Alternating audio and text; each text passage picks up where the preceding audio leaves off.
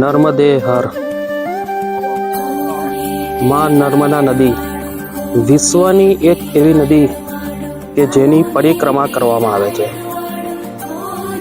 કહેવાય છે ને કે સામાન્ય રીતે નર્મદા નદી પશ્ચિમ દિશામાં વહેતી હોય છે, પરંતુ ચૈત્ર મહિનાની અંદર નર્મદા જિલ્લાનો રામપુરા ગામથી તિલકવાડા ગામ વચ્ચેનો જે પટ છે તેની વચ્ચે જે નદીનો ભાગ આવેલો છે તે ઉત્તર તરફ વહે છે.